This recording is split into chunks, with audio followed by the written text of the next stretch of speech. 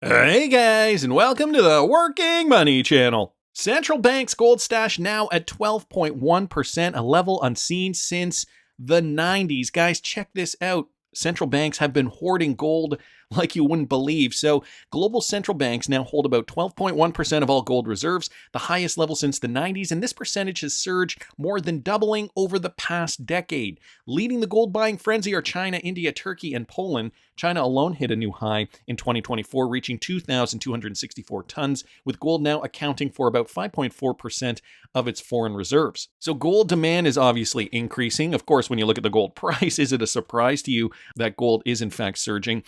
The last time I talked about gold on this channel, it was trading in and around 2,700 per ounce, and that is up a little bit now to 2,750 per ounce. So up a little bit, guys. But gold, as you can see here, continues to maintain its bullish momentum. And, you know, the reasons are because of things like this. Gold prices have hit records repeatedly this year, climbing 35 times to date and surging 33%. The number speaks for themselves. This year's gold returns are up 33%, outpacing the broader stock market even by 10%, and even beating the NASDAQ 100. Since the latest bull market began in October of 2022, gold returns hit 67% higher than the S&P 500's 63%, according to Y-Charts data. And guys, this is because countries around the world are looking to a new monetary system. So, you know, it all ties in. New financial system, new monetary system. The US dollar is unreliable for a lot of these countries now. And so they're looking for alternatives. Of course, the BRICS nations, I've talked a lot about them. This is a big reason gold is surging.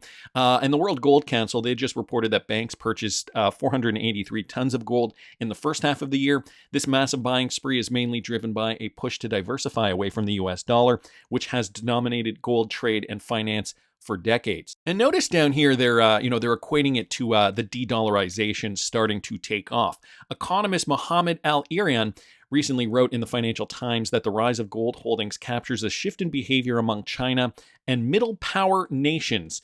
Guys, so, you know, this all goes back to this idea that the BRICS nations working together to de-dollarize, creating their own currency too, and going to be weighting it heavily in gold. Al-Arian added there is also interest in exploring possible alternatives. I have one of these old school laser mice that sometimes skirts away from me. All right, so where was I? Interest in exploring possible alternatives to a dollar-based payment system. Russia's success in breaking off the economy away from the dollar amid sanctions is inspiring for other countries to follow suit. So it's also because Russia has been burdened by Western sanctions. So guys, all this, you know, to say you can't control us anymore. We're going to create our own financial system, and it is going to include the precious metal on Earth that everyone around the world sees as valuable, namely gold. Verson here also bringing this up with regards to the World Gold Council. Okay, so the World Gold Council and the BIS are fast-tracking efforts to introduce gold-backed stablecoin. So that is interesting, which reinforce gold's Tier 1 status under the Basel III regulations. However, if XRP is seen as a digital gold among institutions, then a path to Tier 2 status for XRP is very possible. So guys, this is how XRP plays into this. We know the BRICS nations are already leveraging XRP. It is that bridge currency, and it's going to continue to be a bridge currency. Within the RippleNet system, it is agnostic, so it does not belong to one particular nation. Verson reposted his post back from July. Everything's falling into place. Interestingly, Ripple has already been recognized by the World Gold Council to launch a stablecoin on the XRP ledger by Q3 of 2024. So the World Gold Council already does have a relationship with Ripple. They're already going to be using gold. They're already going to be using the XRP ledger, or rather leveraging the XRP ledger for the transfer of some of these gold-backed stablecoins. So this is all looking very, very positive for BRICS nation states, and of course the XRP ledger too. Verson also bringing this up, okay, with regard to the BRICS summit that recently happened in Kazan, Russia. Putin said there was no alternative to SWIFT, yet in 2022, SWIFT began integrating Ripple's protocol, favoring XRP's utility. So XRP, guys, is on both sides. It's going to be integrated, or has been integrated, into SWIFT, but also the BRICS nations are going to use it. He goes on to say, and now documents from the Central Bank of Russia link XRP to Project mBridge and BRICS payments framework. Listen to this. Anton Vernitsky, Channel 1. More on the financial interaction of BRICS countries. Was a common investment platform and the creation of an alternative payment system discussed? Was there talk of an alternative to SWIFT? Thank you. Значит, что касается SWIFT, As for SWIFT and some alternatives, we have not created and are not creating any alternatives for anyone. Nevertheless, the issue is very important today. One of the key problems is the issue of settlements. Therefore, we are moving towards the use of national currencies, which is well known. Regarding settlement systems, we are using the already established Russian Financial Information Exchange system created by the Central Bank of Russia. Other BRICS member countries also have their own systems, and we will use them as well, and are already using them. We will develop this cooperation. However, we are not inventing any separate common system yet. What we have is generally sufficient. It is only necessary to make timely and appropriate decisions at the administrative level. We discussed this with colleagues and will continue on this path. So they're already using their system. Of course, they've been integrating with other BRICS nations using their systems, but we do know XRP is integrated into Project Enbridge, but it's also integrated into the SWIFT system. So remember, back in 2018, Russia did trial XRP. It did pilot the technology. So I think it's important to remember all these pieces of the puzzle. Anyway, wanted to keep moving along, but I did think it was interesting and important to bring this up, considering we did just recently get this headline that central banks' gold stashes are now up 12.1%. So wanted to thank Versan just for posting those. Guys, with regards to XRP utility, Ripple partner Thunes has now enabled global payments to MasterCard, Visa, and UnionPay cards. So some big announcements here from Ripple partner Thunes. They're a global payments company, and they've launched a new pay-to-card solution that allows its members to send real-time payments to 15 billion MasterCard, Visa, and UnionPay cards worldwide. So as you guys can see there, that is obviously larger than the population of the planet. So this takes into account, of course, many adults do hold multiple credit cards. This expansion increases Thune's global reach to 22 billion endpoints, adding to its existing capabilities to pay directly into 7 billion mobile wallets and bank accounts. Guys, what they're saying here, what their goals are to encompass the entire globe. The pay-to-card solution provides Thune's members with a streamlined, efficient option for cross-border payments, connecting them to a broad range of financial ecosystems through a single connection. This service also offers interoperability for real-time global money movement, making it easier for Thune's members to conduct transactions worldwide. And guys, we even have a quote down here from the CEO of Thunes. He says, "This is a significant milestone for Thunes as we continue to expand the global reach of our network and drive innovation in the global payment space. Our pay-to-card solutions enable our members to make real-time payouts to billions of cards globally using the same connection that provides access to over 7 billion mobile wallets and bank accounts, empowering them to make cross-border payments with unprecedented ease and efficiency regardless of transaction type." And it's important for many different types of people around the world. The company continues to expand its global footprint, supporting diverse payment needs across key markets, including super apps, gig economy giants, and money transmitters worldwide. So, they're identifying a problem here. They're really realizing that the world is changing. So many people need to be paid in different ways. The gig economy really did shake things up about a decade ago. And, they're realizing that there are, more needs for the more need for instant payments sooner. I mean, people are taking these extra jobs because they obviously need the money.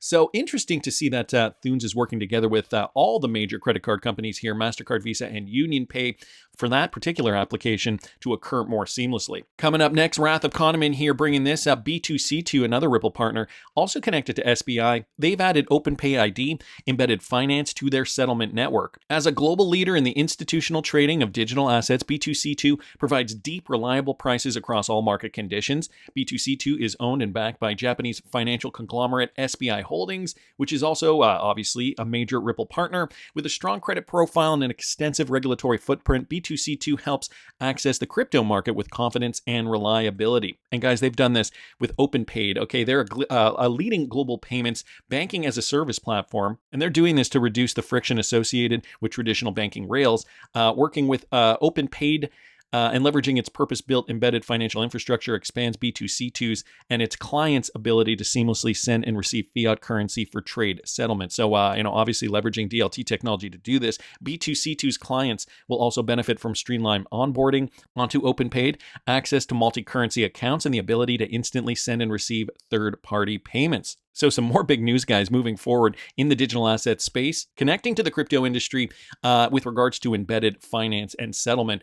Interesting news there from two Ripple partners. I want to keep moving along because I got some more to talk about today. Neum, guys, did just launch Variety for real-time account verification to eliminate misdirected global payments. So another Ripple partner here making waves. Neum, the leading global infrastructure for real-time cross-border payments, today announced the launch of Neum Verify, a real-time bank account verification solution for businesses and individual accounts across 50 markets, designed to empower businesses with instant verification of beneficiary accounts and details. Neum Verify aims to reduce errors, operational inefficiencies, and compliance risks, increasing the confidence of finality for real-time payments. So now that some of these companies have already gotten their main concern down. Okay, so for Neum and many of these companies, many of these Ripple-enabled companies, it's always been about cross-border payments.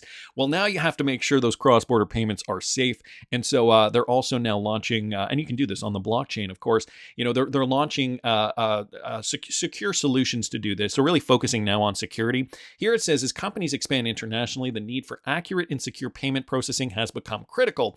In 2020, failed payments were estimated to cost the global economy $118.5 billion, creating a huge opportunity for cost savings. Traditional methods of accounts verification are often time-consuming, error-prone, and susceptible to fraud because, generally speaking, they were done manually. Now that you can put them on the blockchain, obviously, all those problems go away. Neum Verify addresses these challenges by integrating directly with clearing systems and major banks within the country, providing instant confirmation of beneficiary account details before transactions are initiated. And guys, this goes back to a point not regarding payments, not regarding Ripple and XRP, but regarding the technology, regarding DLT technology. This is why I just don't understand why they don't just put the elections voting on the blockchain. It could solve so many problems, right? Well, we know. I'm sure there are some people that like to cheat and probably don't like it that way. I didn't say it. 2,000 mules, anyone? If you know, you know. Anyway, I want to keep moving along here, guys. Speaking of underhanded cheating, remember when we sniped the SEC's expert witness, Patrick Doody, in the Ripple lawsuit? I don't know if you guys remember this. This was from a while ago. You remember this? From back a couple of years ago, I did this video back on June 15th, 2022. Listen to this. So here's the latest from the SEC, tweeted out by James K. Filan just last night. The SEC filed its request to seal its response to the amici motion to participate in the Dober challenge. The SEC claims that while some information the SEC seeks to seal has already been publicized by Movent's counsel John Deaton, the SEC seeks to seal this and other materials to prevent further threats and the harassment of the SEC's experts, namely Patrick Doody. The SEC further states that expert witnesses understand that their opinions may be challenged by the opposing party and may even expect public challenges to their opinions in high-profile cases, but no expert witness should expect to be subjected to a campaign of humiliation, harassment, or threats simply by agreeing to act as an expert witness. So now, the SEC is claiming that somebody has been humiliating and harassing their expert witness, and this is why they are being little babies about it. XRP Crypto Wolf saying it's funny how much information the SEC tries to seal compared to Ripple goes to show you who the real crooks are. Wheezy says further threats, in quotes, insinuates there's already been some threats. I hope that is not the case. So John Deaton was warning the XRP community, please, please, please, please, please, do not engage with the lawyers, with the expert witnesses, with anybody. It's not professional, and this is not how the process goes. Now, I don't know if there have been some people in the XRP community who have not been listening to this advice, who may have been tweeting at Patrick Doody or the SEC or whomever. And so this is kind of where we're at right now. The SEC is clearly keeping tabs on social media. Jeremy Hogan responding to this, Deaton may have commented on the SEC's expert witness. That is fair, desirable, and something that people should do, even if the commentary is negative.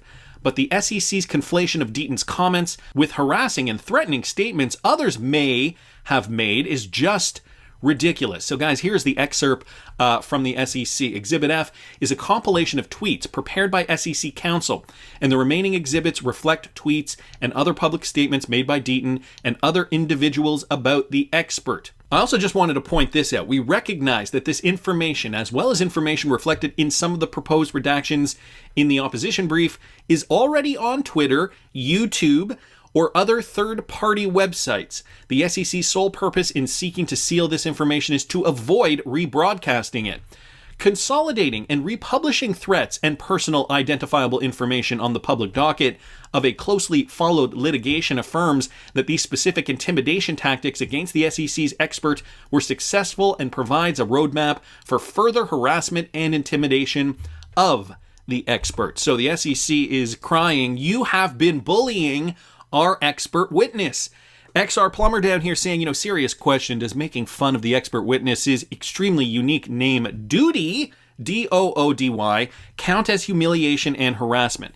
If so, that is kind of unfair. He does have a really funny last name. I would think freedom of speech protects nonviolent comments. Jeremy Hogan with a howdy doody gif and a sarcastic comment here. XRP Crypto Wolf is saying SEC is stating that John Deaton was the one who threatened and harassed the expert witness, or he's asking that as a question. This is flat out dumb. He was only exercising his freedom of speech to express his non-harmful opinions about the witness. Doody. This is Patrick Doody, guys. And as you can see here from Cowboy Crypto, more has arisen since then. Remember when Doody was excluded from testifying in the case by Judge Torres? Doody's testimony was barred from being presented, which was significant because Doody was hired by the SEC to analyze these expectations of profit that were crucial for determining whether XRP should be considered a security. This was a huge setback for the SEC's case, as they needed to prove that investors had a reasonable expectation of profits derived from the efforts of Ripple. But this is where it gets more interesting. Patrick Doody is also mentioned in a bar complaint from Dow Very against Judge Tenriro, who also signed off on the Ripple appeal. Doody was an expert witness whose testimony related to the complainant's allegation about the misrepresentation of the ownership of Kraken accounts and the dissipation of funds overseas. His testimony, along with its subsequent recantation, forms part of the evidence cited in the complaint against Tenriro. We have always been ahead of the game on the Ripple case. Our efforts by publicly calling out Doody for conflicts of interest in the case got him booted from testifying. This further proves the SEC's misconduct and ill-intentioned enforcement throughout all of their crypto asset cases, including Coinbase and Kraken cases, which Tenriro was involved with as well. So very, very interesting observation here. Some great digging from Cowboy Crypto on Twitter. I have to say, the SEC is falling apart very, very quickly before our eyes. And, it's great to see this happening at a time when crypto euphoria is coming back in the market. Eleanor Turret posting her latest article from Fox Business. From enforcer to advocate, ex-SEC lawyer talks lesson learned from crossing the crypto divide. So Layden Stewart spent 8 years as an enforcement attorney at the SEC.